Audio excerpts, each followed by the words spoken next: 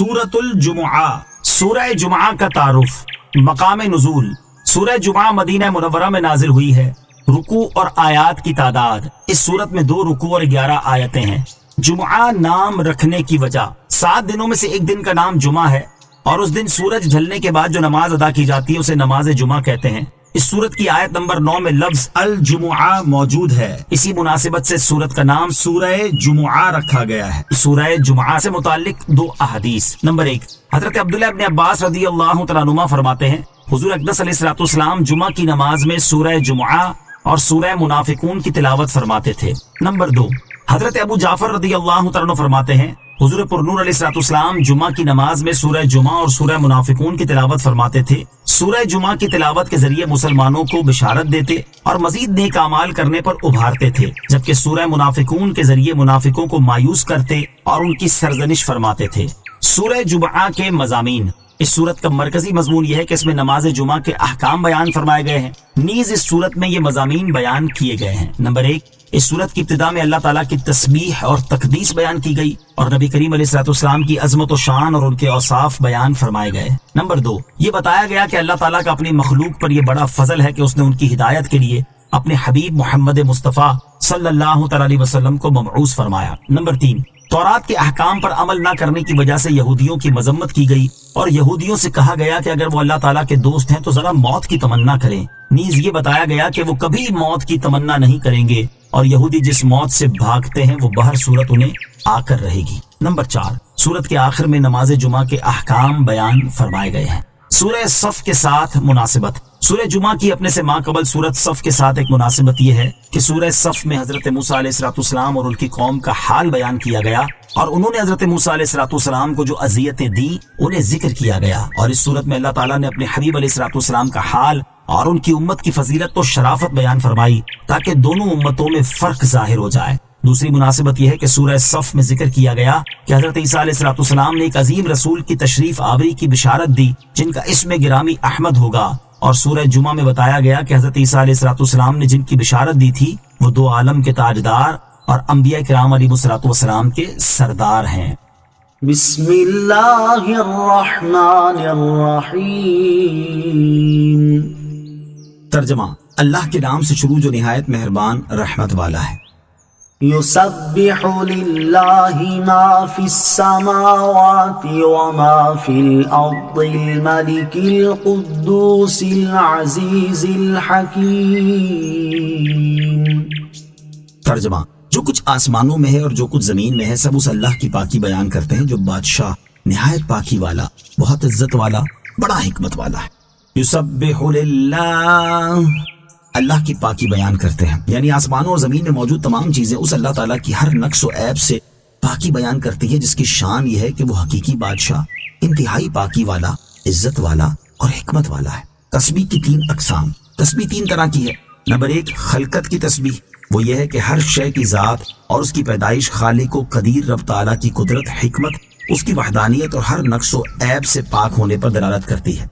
Number 2, मारिफत की तस्बीह, वो ये है कि अल्लाह ताला अपने लुत्फ़ व करम से मखलूक में अपनी मारिफत पैदा कर दे और वो अल्लाह ताला की पाकी बयान करे। नंबर 3, ज़रूरी तस्बीह, वो ये है कि अल्लाह ताला हर एक जौहर पर अपनी तस्बीह जारी फरमाता है और मारिफत के बगैर ही हर जौहर ये तस्बीह करता है। हुवल्लज़ी बअस फिल उम्मीयीन रसूलन मिनहुम यत्लू अलैहिम आयातिही व युज़क्कीहिम व युअल्लिमुहुमुल किताब वल हिकमह व इन कानू मिन क़ब्लु लफ़ी ज़लालिन मुबीन। तर्जमा, वही है जिसने अनपढ़ों में उन्हीं में से एक रसूल भेजा जो उनके सामने अल्लाह की आयत तिलावत फरमाता है और उन्हें पाक करता है और उन्हें किताब और हिकमत का इल्म अता फरमाता है और बेशक वो उससे पहले जरूर खुली गुमराही में थे। हुवल्लज़ी बअस फिल उम्मिय्यीन रसूलन मिनहुम, वही है जिसने अनपढ़ों में उन्हीं में से एक रसूल भेजा। इरशाद फरमाया कि वही अल्लाह है जिसने अनपढ़ों में उन्हीं में से एक रसूल भेजा जिसकी नस्ब व शराफत को वो अच्छी तरह जानते पहचानते हैं। उनका नाम पाक मोहम्मद मुस्तफ़ा सल्लल्लाहु ताला अलैहि वसल्लम है। वो उनके सामने कुरान मजीद की आयतें तिलावत फरमाते हैं जिनमें रिसालत, हलाल व हराम और हक व बातिल का बयान है। उन्हें बातिल अकीदों, मज़मूम अखलाक, दौरे जहलियत की खबासतों اور کبھی اعمال سے پاک کرتے ہیں، اور انہیں کتاب اور حکمت یعنی قرآن، سنت اور فقہ یا شریعت کے احکام اور طریقت کے اسرار کا علم عطا فرماتے ہیں۔ اور بے شک لوگ نبی کریم علیہ الصلوۃ والسلام کی تشریف آوری سے پہلے ضرور کھلی گمراہی میں تھے کہ شرک، باطل عقائد اور خبیث اعمال میں گرفتار تھے۔ انہیں کامل مرشد کی شدید حاجت تھی۔ نبی پاک علیہ الصلوۃ والسلام کی صفت نبی امی کی 3 وجوہات۔ سید المرسلین صلی اللہ تعالی علیہ وسلم کی ایک صفت نبی امی ہے، اس کی بہت سی وجوہات ہیں، یہاں اس کی 3 وجوہات سماعت کیجیے۔ نمبر 1، آپ امت امیہ کی طرف مبعوث ہوئے، کتاب شعیہ میں ہے، اللہ تعالیٰ فرماتا ہے میں امیوں میں ایک امی بھیجوں گا اور اس پر نبوت ختم کر دوں گا۔ نمبر 2، آپ کی بعثت ام القریٰ یعنی مکہ مکرمہ میں ہوئی۔ نمبر 3، حضور پرنور علیہ الصلوۃ والسلام لکھتے اور کتاب سے کچھ پڑھتے نہ تھے، اور یہ آپ کی فضیلت تھی کہ علم انتہائی یاد ہونے کی وجہ سے اس کی حاجت نہ تھی۔ خط ایک ذہنی صنعت ہے جو کہ جسمانی آلے سے صادر ہوتی ہے، تو جو ذات ایسی ہو کہ قلم اعلیٰ اس کے زیر فرمان ہو، اس کو اس کتابت کی کیا حاجت ہے؟ پھر حضور اکرم علیہ الصلوۃ والسلام کی کتابت نہ فرمانا اور پھر بھی کتابت کا ماہر ہونا ایک عظیم معجزہ ہے۔ آپ کاتبوں کو لکھنے کا علم اور کتابت کے طریقے تعلیم فرماتے، پیشہ وروں کو پیشوں کی تعلیم دیتے ہیں، حتیٰ کہ دنیا و آخرت کے ہر کمال میں اللہ تعالیٰ نے آپ کو تمام مخلوق سے زیادہ علم والا بنایا ہے۔ اعلیٰ حضرت امام احمد رضا خان رحمۃ اللہ تعالی علیہ کیا خوب فرماتے ہیں، فرش تا عرش سب آئینہ ضمائر حاضر، بس قسم کھائیے امی تیری دانائی کی۔ آیت هو الذی بعث فی الامیین رسولا منہم سے حاصل ہونے والی معلومات۔ اس آیت سے 5 باتیں معلوم ہوئی۔ نمبر 1، دل کی پاکی حضور اکرم علیہ الصلوۃ والسلام کی نگاہ کرم سے ملتی ہے، ایمان اور اعمال پاکی کے اسباب ہیں۔ نمبر 2، قرآن و حدیث آسان نہیں کہ ہر کوئی محض اپنی عقل سے سمجھ لے، ورنہ ان کی تعلیم کے لیے حضور پرنور علیہ الصلوۃ والسلام نہ بھیجے جاتے۔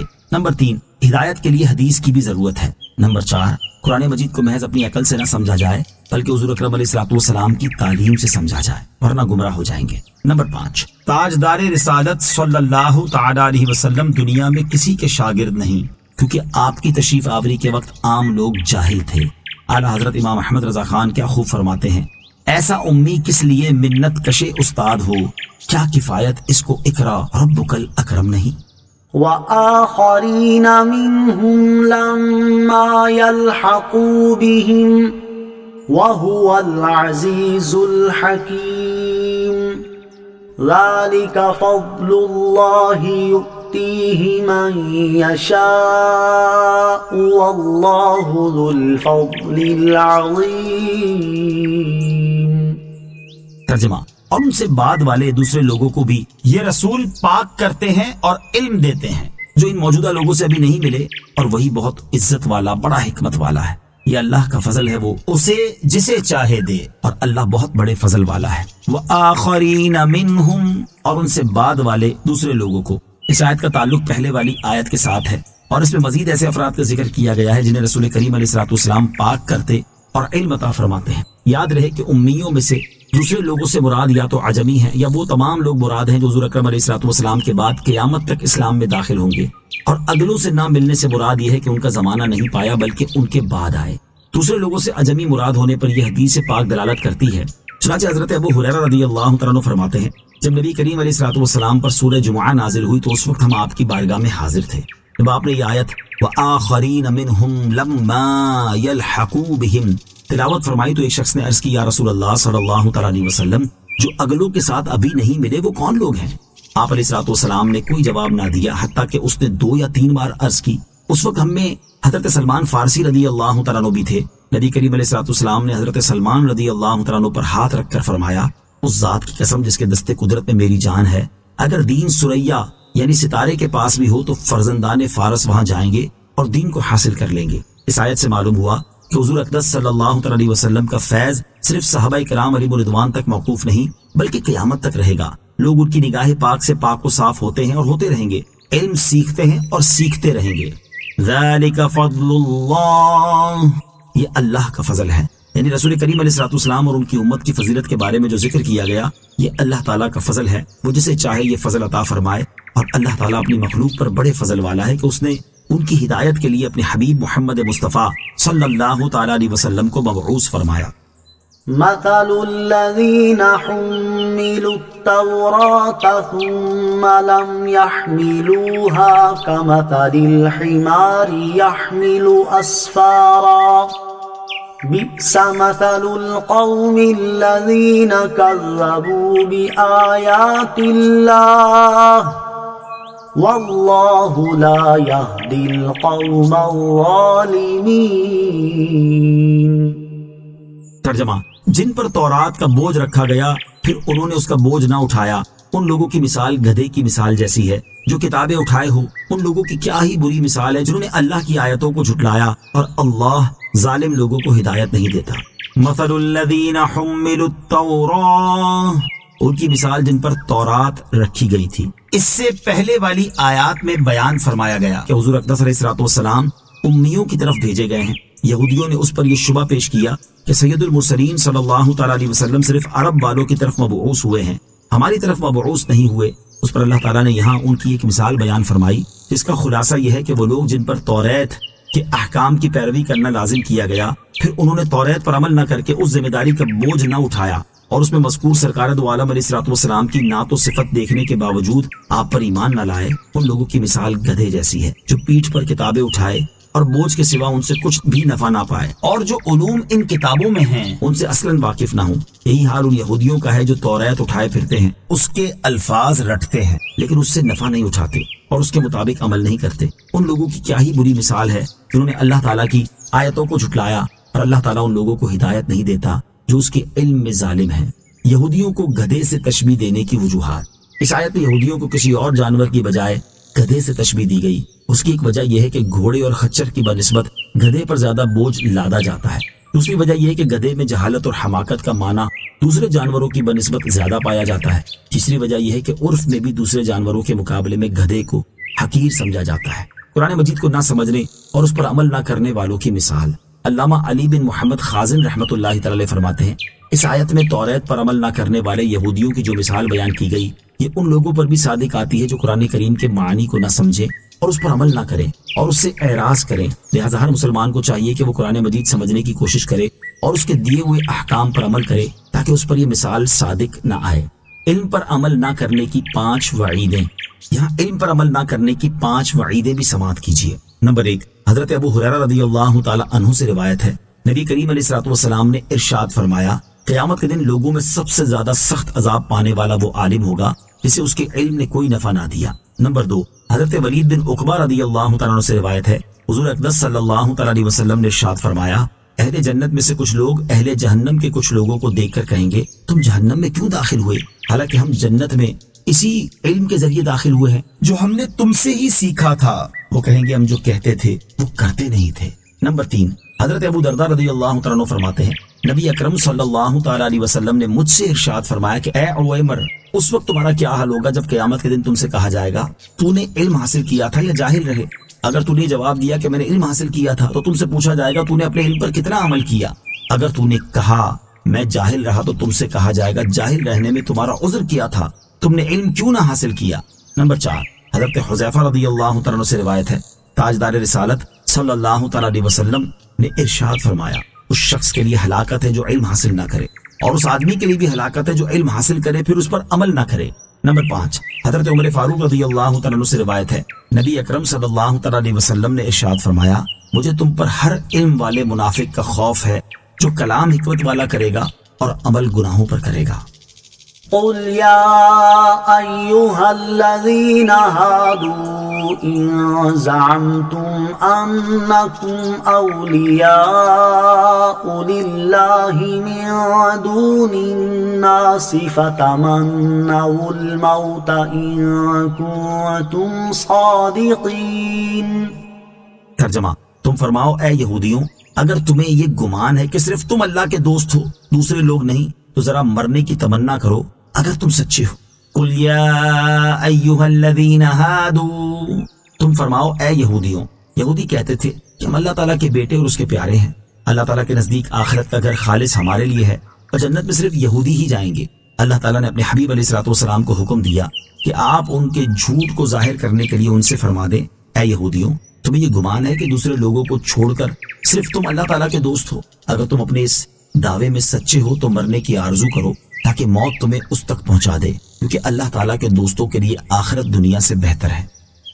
ولا يتمنونه أبدا بما قدمت أيديهم والله عليم بالظالمين. ترجمہ: اور وہ کبھی موت کی تمنا نہیں کریں گے ان اعمال کے سبب جو ان کے ہاتھ آگے بھیج چکے ہیں، اور اللہ ظالموں کو خوب جانتا ہے. ولا يتمنونه ابدا، اور وہ کبھی موت کی تمنا نہیں کریں گے، یعنی یہودیوں نے جو کفر کیا اور رسول کریم علیہ الصلوۃ والسلام کو جھٹلایا، اس کی وجہ سے یہ کبھی موت کی آرزو نہیں کریں گے. یہ اللہ تعالیٰ کی طرف سے غیب کی خبر تھی جو سچی ثابت ہوئی کہ آیت میں جن یہودیوں کے بارے میں فرمایا گیا کہ یہ کبھی موت کی تمنا نہیں کریں گے، انہوں نے ہرگز موت کی تمنا نہیں کی. موت کی تمنا کرنے کا شرعی حکم احادیث میں موت کی تمنا کرنے سے منع کیا گیا. چنانچہ حضرت ابو ہریرہ رضی اللہ تعالیٰ عنہ سے روایت ہے، رسول اللہ صلی اللہ تعالیٰ علیہ وسلم نے ارشاد فرمایا، تم میں سے کوئی موت کی آرزو نہ کرے، نیک شخص تو اس لیے کہ شاید وہ مزید نیکیاں کر لے، اور گناہگار اس لیے کہ شاید وہ توبہ کر لے. اور حضرت ابو ہریرہ رضی اللہ تعالیٰ عنہ سے روایت ہے، رسول اکرم صلی اللہ تعالیٰ علیہ وسلم نے ارشاد فرمایا، تم میں سے کوئی نہ موت کی آرزو کرے نہ اس کے آنے سے پہلے اس کی دعا کرے، کیونکہ جب وہ مر جائے گا تو اس کا عمل ختم ہو جائے گا، اور مومن کی عمر بھلائی ہی بڑھاتی ہے. البتہ اگر مجبوری میں موت کی آرزو کرنی ہی پڑے تو حدیث پاک میں اس کا طریقہ بھی ارشاد فرمایا گیا. چنانچہ حضرت انس رضی اللہ تعالیٰ عنہ سے روایت ہے، تاجدار رسالت صلی اللہ تعالیٰ علیہ وسلم نے ارشاد فرمایا، تم میں سے کوئی آئی ہوئی مصیبت کی وجہ سے موت کی تمنا نہ کرے، پھر اگر کرنی ہی پڑ جائے تو یوں کہے، اے اللہ عز و جل، جب تک میرے لیے زندگی بہتر ہو تو مجھے زندہ رکھ، اور جب میرے لیے موت بہتر ہو تو مجھے موت دے. مفتی احمد یار خان نعیمی رحمۃ اللہ تعالی علیہ فرماتے ہیں، یہ حدیث گزشتہ دونوں احادیث کی شرح ہے کہ بیماری و آزاری سے گھبرا کر موت نہ مانگے، اور جس طریقے سے دعا کی اجازت دی گئی ہے نہایت ہی پیارا طریقہ ہے، کیونکہ اس خیر و شر میں دین و دنیا کی خیر و شر شامل ہے. گویا موت کی تمنا کہہ بھی لی مگر قاعدے سے، یعنی مقصد بھی پورا ہو گیا اور ممانعت کے حکم پر بھی عمل ہو گیا. مزید فرماتے ہیں، موت کی آرزو اچھی بھی ہے اور بری بھی. اگر حضور علیہ الصلوۃ والسلام کے دیدار کے لیے یا دنیاوی فتنوں سے بچنے کے لیے موت کی تمنا کرتا ہے تو اچھا ہے، اور اگر دنیاوی تکالیف سے گھبرا کر تمنائے موت کرے تو برا ہے. واللہ علیم بالظالمین، اور اللہ ظالموں کو خوب جانتا ہے. اس آیت میں ظالم سے مراد کافر ہے، یعنی اللہ تعالیٰ کافروں کو خوب جانتا ہے اور وہ انہیں سخت سزا دے گا. قل إن الموت الذي تفرون منه فإنه ملاقيكم ثم تردون إلى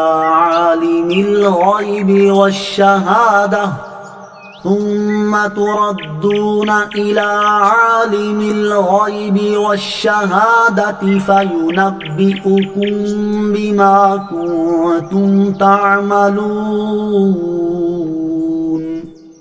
ترجمہ: تم فرماؤ، بے شک وہ موت جس سے تم بھاگتے ہو پس وہ ضرور تمہیں ملنے والی ہے، پھر تم اس کی طرف پھیرے جاؤ گے جو ہر غیب اور ظاہر کا جاننے والا ہے، پھر وہ تمہیں تمہارے اعمال بتا دے گا.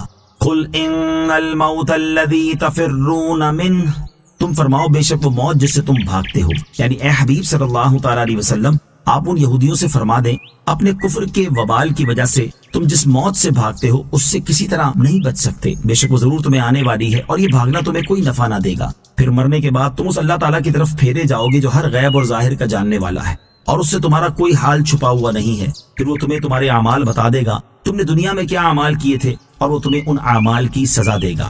قیامت کے دن اعمال بتائے جانے کی 3 صورتیں. یاد رہے کہ قیامت کے دن لوگوں کے اعمال بتائے جانے کی مختلف صورتیں ہوں گی، ان میں سے 3 صورتیں سماعت کیجیے. نمبر 1، اعمال نامے دکھا کر اعمال بتا دیے جائیں گے. چنانچہ ارشاد باری تعالیٰ ہے، وَوُضِعَ الْكِتَابُ فَتَرَى الْمُجْرِمِينَ مُشْفِقِينَ مِمَّا فِيهِ وَيَقُولُونَ يَا وَيْلَتَنَا مَا لِهَذَا الْكِتَابِ لَا يُغَادِرُ صَغِيرَةً وَلَا كَبِيرَةً إِلَّا أَحْصَاهَا وَوَجَدُوا مَا عَمِلُوا حَاضِرًا وَلَا يَظْلِمُ رَبُّكَ أَحَدًا. ترجمہ: اور نامہ اعمال رکھا جائے گا تو تم مجرموں کو دیکھو گے کہ اس میں جو لکھا ہوا ہوگا اس سے ڈر رہے ہوں گے اور کہیں گے، ہائے ہماری خرابی، اس نامہ اعمال کو کیا ہے کہ اس نے ہر چھوٹے اور بڑے گناہ کو گھیرا ہوا ہے. اور لوگ اپنے تمام اعمال کو اپنے سامنے موجود پائیں گے اور تمہارا رب کسی پر ظلم نہیں کرے گا. نمبر 2، انسان کے اعضاء اس کے اعمال کی گواہی دیں گے. چنانچہ ارشاد باری تعالیٰ ہے، یوم تشہد علیہم السنتہم وایدیہم وارجلہم بما کانوا یعملون. ترجمہ: جس دن ان کے خلاف ان کی زبانیں اور ان کے ہاتھ اور ان کے پاؤں ان کے اعمال کی گواہی دیں گے۔ دوسری آیت میں ارشاد ہوتا ہے اليوم نختم على افواههم وتكلمنا ايديهم وتشهد ارجلهم بما كانوا يكسبون۔ ترجمہ، آج ہم ان کے منہ پر مہر لگا دیں گے اور ان کے ہاتھ ہم سے کلام کریں گے اور ان کے پاؤں ان کے اعمال کی گواہی دیں گے۔ نمبر 3، زمین لوگوں کے اعمال بیان کر دے گی، جیسا کہ ارشاد باری تعالیٰ ہے یومئذ تحدث اخبارها بِأَنَّ رَبَّكَ أَوْحَى لَهَا۔ ترجمہ، اس دن وہ اپنی خبریں بتائے گی اس لیے کہ تمہارے رب نے اسے حکم بھیجا۔ یا ایہا الذین آمنوا اذا نودی للصلاة من یوم الجمعة فاسعوا الى ذکر اللہ وذروا البیع ذالکم خیر لکم ان کنتم تعلمون۔ ترجمہ، اے ایمان والو، جب جمعہ کے دن نماز کے لیے اذان دی جائے تو اللہ کے ذکر کی طرف دوڑو اور خرید و فروخت چھوڑ دو اگر تم جانو تو یہ تمہارے لیے بہتر ہے۔ یا ایہا الذین آمنوا اذا نودی للصلاة من یوم الجمعہ، اے ایمان والو، جب جمعہ کے دن نماز کے لیے اذان دی جائے۔ اس آیت سے نماز جمعہ کے احکام بیان کیے جا رہے ہیں۔ یہاں اس آیت سے متعلق 3 باتیں سماعت کیجیے۔ نمبر 1، اس آیت میں اذان سے مراد پہلی اذان ہے، نہ کہ دوسری اذان جو خطبے سے متصل ہوتی ہے۔ اگرچہ پہلی اذان حضرت عثمان غنی رضی اللہ تعالیٰ عنہ کے زمانے میں اضافہ کی گئی، مگر نماز کی تیاری کے واجب ہونے اور خرید و فروخت ترک کر دینے کا تعلق اسی سے ہے۔ نمبر 2، دوڑنے سے بھاگنا مراد نہیں بلکہ مقصود یہ ہے کہ نماز کے لیے تیاری شروع کر دو، اور ذکر اللہ سے جمہور علماء کے نزدیک خطبہ مراد ہے۔ نمبر 3، اس آیت سے نماز جمعہ کی فرضیت، خرید و فروخت وغیرہ دنیاوی مشاغل کی حرمت اور سعی یعنی نماز کے اہتمام کا وجوب ثابت ہوا اور خطبہ بھی ثابت ہوا۔ جمعہ کی وجہ تسمیہ، عربی زبان میں اس دن کا نام عروبہ تھا، بعد میں جمعہ رکھا گیا، اور سب سے پہلے جس شخص نے اس دن کا نام جمعہ رکھا وہ کعب بن لوی ہیں۔ اس کی وجہ تسمیہ کے بارے میں مختلف اقوال ہیں، ان میں سے ایک یہ ہے کہ اسے جمعہ اس لیے کہا جاتا ہے کہ اس دن نماز کے لیے جماعتوں کا اجتماع ہوتا ہے۔ تاجدار رسالت صلی اللہ تعالیٰ علیہ وسلم کا پہلا جمعہ۔ سیرت بیان کرنے والے علماء کا بیان ہے کہ جب حضور اقدس علیہ الصلوۃ والسلام ہجرت کر کے مدینہ طیبہ تشریف لائے تو 12 ربیع الاول پیر کے دن چاشت کے وقت قباء کے مقام پر ٹھہرے، پیر سے لے کر جمعرات تک یہاں قیام فرمایا اور مسجد کی بنیاد رکھی۔ جمعہ کے دن مدینہ طیبہ جانے کا عزم فرمایا۔ بنی سالم بن عوف کی وادی کے درمیان جمعہ کا وقت آیا، اس جگہ کو لوگوں نے مسجد بنایا اور سرکار دو عالم صلی اللہ تعالیٰ علیہ وسلم نے وہاں جمعہ پڑھایا اور خطبہ فرمایا۔ یہ پہلا جمعہ ہے جو نبی کریم علیہ الصلوۃ والسلام نے اپنے اصحاب رضی اللہ تعالیٰ عنہم کے ساتھ پڑھا۔ روز جمعہ کے 4 فضائل، کثیر احادیث میں جمعہ کے دن کے فضائل بیان کیے گئے ہیں، یہاں ان میں سے 4 احادیث سماعت کیجیے۔ مسلم شریف کی حدیث ہے، حضرت ابو ہریرہ رضی اللہ تعالیٰ عنہ سے روایت ہے، تاجدار رسالت صلی اللہ تعالیٰ علیہ وسلم نے ارشاد فرمایا، بہتر دن جس پر سورج نے طلوع کیا جمعہ کا دن ہے۔ اسی میں حضرت آدم علیہ السلام پیدا کیے گئے، اسی میں جنت میں داخل کیے گئے، اور اسی میں انہیں جنت سے اترنے کا حکم ہوا، اور قیامت جمعہ ہی کے دن قائم ہوگی۔ نمبر 2، ابن ماجہ کی حدیث، حضرت ابو درداء رضی اللہ تعالیٰ عنہ سے روایت ہے، سید المرسلین صلی اللہ تعالیٰ علیہ وسلم نے ارشاد فرمایا، جمعہ کے دن مجھ پر درود کی کثرت کرو کہ یہ دن مشہود ہے، اس میں فرشتے حاضر ہوتے ہیں اور مجھ پر جو درود پڑھے گا پیش کیا جائے گا۔ حضرت ابو درداء رضی اللہ تعالیٰ عنہ کہتے ہیں، میں نے عرض کی اور موت کے بعد ارشاد فرمایا، بے شک اللہ تعالیٰ نے زمین پر انبیاء کرام علیہ الصلوۃ والسلام کے جسم کھانا حرام کر دیا ہے، اللہ تعالیٰ کا نبی زندہ ہے، روزی دیا جاتا ہے۔ نمبر 3، ابن ماجہ کی حدیث، حضرت ابو لبابہ رضی اللہ تعالیٰ عنہ سے روایت ہے، رسول اکرم صلی اللہ تعالیٰ علیہ وسلم نے ارشاد فرمایا، جمعہ کا دن تمام دنوں کا سردار ہے اور اللہ تعالیٰ کے نزدیک سب سے بڑا ہے، اور وہ اللہ تعالیٰ کے نزدیک عید الاضحیٰ اور عید الفطر سے بڑا ہے۔ اس میں 5 خصلتیں ہیں۔ نمبر 1، اللہ تعالیٰ نے اسی میں حضرت آدم علیہ الصلوۃ والسلام کو پیدا کیا۔ نمبر 2، اسی میں انہیں زمین پر اتارا۔ نمبر 3، اسی میں انہیں وفات دی۔ نمبر 4، اور اس میں ایک ساتھ ایسی ہے کہ بندہ اس وقت جس چیز کا سوال کرے اللہ تعالیٰ اسے دے گا جب تک حرام کا سوال نہ کرے۔ نمبر 5، اور اسی دن میں قیامت قائم ہوگی، کوئی مقرب فرشتہ آسمان و زمین، ہوا، پہاڑ اور دریا ایسا نہیں کہ جمعہ کے دن سے ڈرتا نہ ہو۔ نمبر 4، حضرت جابر رضی اللہ تعالیٰ عنہ سے روایت ہے، حضور اقدس صلی اللہ تعالیٰ علیہ وسلم نے ارشاد فرمایا، جو جمعہ کے دن یا جمعہ کی رات میں مرے گا اسے عذاب قبر سے بچا لیا جائے گا، اور قیامت کے دن اس طرح آئے گا کہ اس پر شہیدوں کی مہر ہوگی۔ जुमा के दिन दुआ कबूल होने की घड़ी। जुमा के दिन एक घड़ी ऐसी है जिसमें अल्लाह ताला खास तौर पर दुआ कबूल फरमाता है, जैसा कि हदीस नंबर 3 में बयान हुआ और हजरत अबू हुरैरा रदियल्लाहु तआला अन्हु से रिवायत है और यह हदीस बुखारी शरीफ में है। ताजदार रिसालत सल्लल्लाहु तआला अलैहि वसल्लम ने जुमे के दिन का जिक्र करते हुए इरशाद फरमाया, इसमें एक साथ है जो मुसलमान बंदा इसे पाए और वो खड़ा होकर नमाज पढ़ रहा हो तो अल्लाह ताला से जो चीज मांगेगा वही अता फरमा दी जाएगी। और हाथ के इशारे से बताया कि वो वक्त बहुत थोड़ा है। याद रहे कि वो कौन सा वक्त है, इस बारे में रिवायतें बहुत हैं। इनमें से 2 कवी हैं। नंबर 1 वो वक्त इमाम के खुतबे के लिए बैठने से नमाज खत्म तक है। नंबर 2 वो जुमा की आखिरी साअत है। नमाज जुमा के 2 फजाइल। अहदीस में जुमा की नमाज के बहुत से फजाइल बयान किए गए हैं, यहाँ इनमें से 2 फजाइल समाअत कीजिए। हदीस नंबर 1 मुस्लिम शरीफ की हदीस, हजरत अबू हुरैरा रदियल्लाहु तआला अन्हु से रिवायत है, हुजूर अक़दस सल्लल्लाहु तआला अलैहि वसल्लम ने इरशाद फरमाया, जिसने अच्छी तरह वुजू किया फिर जुमा को आया और खुतबा सुना और चुप रहा, उसके लिए उन गुनाहों की मग़फ़िरत हो जाएगी जो इस जुमे और दूसरे जुमे के दरमियान हुए हैं और इनके अलावा मजीद 3 दिन के गुनाह बख्श दिए जाएंगे। और जिसने कंकरी छुई उसने लग़व किया, यानी खुतबा सुनने की हालत में इतना काम भी लग़व में दाखिल है कि कंकरी पड़ी हो उसे हटा दे। हदीस नंबर 2 हजरत अबू सईद रदियल्लाहु ताला अन्हु से रिवायत है, रसूल करीम सल्लल्लाहु ताला अलैहि वसल्लम ने इरशाद फरमाया, 5 चीजें जो एक दिन में करेगा अल्लाह ताला उसको जन्नती लिख देगा। नंबर 1 जो मरीज को पूछने जाए। नंबर 2 जनाजे में हाजिर हो। नंबर 3 रोजा रखे। नंबर 4 जुमा को जाए। नंबर 5 और गुलाम आजाद करे। जुमा की नमाज छोड़ने की वईदें। अहदीस में जहां नमाज जुमा के फजाइल बयान किए गए हैं वहीं जुमा की नमाज छोड़ने पर वईदें भी बयान की गई हैं। चुनांचे यहाँ इसकी 2 वईदें समाअत कीजिए। नंबर 1 हजरत अबू हुरैरा रदियल्लाहु तआला अन्हु और हजरत अब्दुल्लाह बिन उमर रदियल्लाहु तआला अन्हुमा से रिवायत है, हुजूर अक़दस सल्लल्लाहु तआला अलैहि वसल्लम ने इरशाद फरमाया, लोग जुमा छोड़ने से बाज आएंगे या अल्लाह ताला उनके दिलों पर मोहर कर देगा, फिर वो गाफिलीन में से हो जाएंगे। नंबर 2 हजरत उसामा रदियल्लाहु तआला अन्हु से रिवायत है, रसूल करीम सल्लल्लाहु तआला अलैहि वसल्लम ने इरशाद फरमाया, जिसने किसी उज़्र के बगैर 3 जुमे छोड़े वो मुनाफिकीन में लिख दिया गया। नमाज जुमा की फर्जियत की शराइत और दीगर मसाइल के लिए बाहर शरीयत का मुताला फरमाएं। नमाज जुमा की फर्जियत से मुतालिक 3 शरई मसाइल। यहाँ नमाज जुमा की फर्जियत से मुतालिक 3 शरई मसाइल समाअत कीजिए। नंबर 1 जुमा फर्ज ऐन है और इसकी फर्जियत ज़ोहर से ज्यादा मुअक्कद है और इसका मुनकिर काफिर है। नंबर 2 जुमा पढ़ने के लिए 6 शर्तें हैं, इनमें से एक शर्त भी ना पाई गई तो जुमा होगा ही नहीं। नंबर 1 जहाँ जुमा पढ़ा जा रहा है वो शहर या फनाए शहर हो। नंबर 2 जुमा पढ़ाने वाला सुल्तान इस्लाम हो या उसका नाइब हो जिसे जुमा कायम करने का हुक्म दिया।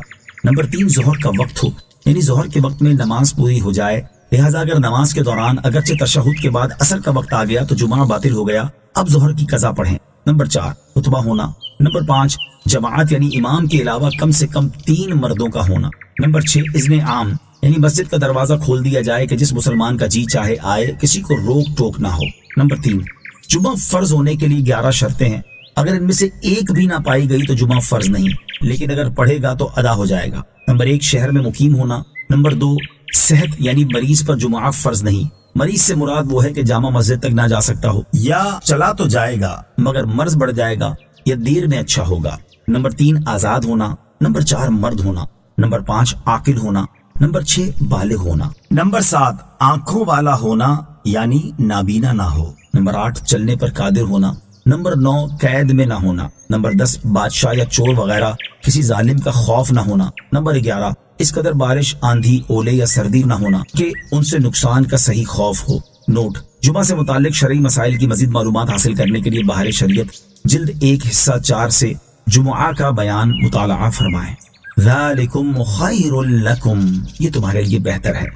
यहाँ बेहतरी से मुराद लुग़वी बेहतरी है, यानी दुनियावी कारोबार से नमाज जुमा और खुतबा वगैरह बेहतर है। इससे ये लाजिम नहीं आता कि यह हाजिरी वाजिब ना हो, सिर्फ मुस्तहब हो। فَإِذَا قُضِيَتِ الصَّلَاةُ فَانتَشِرُوا فِي الْأَرْضِ وَابْتَغُوا مِن فَضْلِ اللَّهِ وَاذْكُرُوا اللَّهَ كَثِيرًا لَعَلَّكُمْ تُفْلِحُونَ۔ तर्जमा: फिर जब नमाज पूरी हो जाए तो जमीन में फैल जाओ और अल्लाह का फजल तलाश करो और अल्लाह को बहुत याद करो इस उम्मीद पर कि तुम कामयाब हो जाओ। फ़इज़ा क़ुदियतिस सलाह, फिर जब नमाज पूरी हो जाए, यानी जब नमाज पूरी हो जाए तो अब तुम्हारे लिए जायज है कि माश के कामों में मशगूल हो जाओ या इल्म हासिल करने, मरीज की इयादत करने, जनाजे में शिरकत करने, उलमा की जियारत करने, इन जैसे दीगर कामों में मशगूल होकर नेकियां हासिल करो اور نماز کے علاوہ بھی ہر حال میں اللہ تعالیٰ کو یاد کرو تاکہ تمہیں کامیابی نصیب ہو۔ وَإِذَا رَأَوْا تِجَارَةً أَوْ لَهْوًا انفَضُّوا إِلَيْهَا وَتَرَكُوكَ قَائِمًا قُلْ مَا عِندَ اللَّهِ خَيْرٌ مِّنَ اللَّهْوِ وَمِنَ التِّجَارَةِ وَاللَّهُ خَيْرُ الرَّازِقِينَ۔ ترجمہ، اور جب انہوں نے کوئی تجارت یا کھیل دیکھا تو اس کی طرف چل دیے اور تمہیں کھڑا چھوڑ گئے، تم فرماؤ جو اللہ کے پاس ہے وہ کھیل سے اور تجارت سے بہتر ہے، اور اللہ بہترین روزی دینے والا ہے۔ وَإِذَا رَأَوْا تِجَارَةً أَوْ لَهْوًا، اور جب انہوں نے کوئی تجارت یا کھیل دیکھا۔ شان نزول، حضرت جابر بن عبداللہ رضی اللہ تعالیٰ عنہ فرماتے ہیں ایک مرتبہ نبی کریم صلی اللہ تعالیٰ علیہ وسلم جمعہ کے دن کھڑے ہو کر جمعہ کا خطبہ ارشاد فرما رہے تھے کہ اچانک مدینہ طیبہ میں ایک تجارتی قافلہ آ پہنچا۔ دستور کے مطابق اعلان کے لیے طبل بجایا گیا تو رسول اللہ صلی اللہ تعالیٰ علیہ وسلم کے اصحاب اس کی طرف چل دیے، حتیٰ کہ 12 آدمیوں کے سوا مسجد میں کوئی بھی باقی نہ بچا۔ میں، حضرت ابوبکر صدیق رضی اللہ تعالیٰ عنہ اور حضرت عمر فاروق رضی اللہ تعالیٰ عنہ ان 12 افراد میں شامل تھے۔ اس وقت یہ آیت نازل ہوئی۔ اس آیت کا خلاصہ یہ ہے کہ اے حبیب صلی اللہ تعالیٰ علیہ وسلم، جب انہوں نے کسی تجارت کے بارے میں جانا یا کھیل کے بارے میں سنا تو اس کی طرف چل دیے اور آپ کو خطبے کی حالت میں ممبر پر کھڑا چھوڑ گئے۔ آپ ان سے فرما دیں جو نماز کا اجر و ثواب اور نبی کریم علیہ الصلوۃ والسلام کی خدمت میں حاضر رہنے کی برکت و سعادت ہے، جو در حقیقت اللہ تعالیٰ کے پاس ہے، وہ کھیل اور تجارت سے بہتر ہے، اور چونکہ اللہ تعالیٰ بہترین روزی دینے والا ہے اس لیے تم اسی کی طرف چلو اور اسی سے رزق طلب کرو۔ یاد رہے کہ جب یہ واقعہ رونما ہوا اس وقت بہت تنگی اور مہنگائی کا دور تھا، اور صحابہ کرام علیہم رضوان اس خیال سے چلے گئے تھے کہ کہیں اجناس ختم نہ ہو جائیں اور وہ انہیں پانے سے رہ جائیں، اور ایسے حالات میں اس طرح ہونا ایک فطری امر ہے۔ نیز اس آیت کے نزول سے پہلے اس طرح کے فعل سے کہیں منع بھی نہیں کیا گیا تھا، بلکہ اس آیت کے ذریعے حکم نازل کیا گیا تو حکم کے نزول سے پہلے ایسا کرنا کوئی گناہ نہیں تھا۔ اسی لیے اس آیت میں اللہ تعالیٰ نے ان کی مذمت نہیں فرمائی بلکہ تربیت فرمائی ہے کہ ایسا کرنا ان کی شان کے لائق نہیں، لہٰذا ان کے اس فعل پر کوئی اعتراض نہیں کیا جا سکتا۔ نوٹ، اس سے ثابت ہوا کہ خطیب کو کھڑے ہو کر خطبہ پڑھنا چاہیے۔ آمنت باللہ صدق اللہ العظیم۔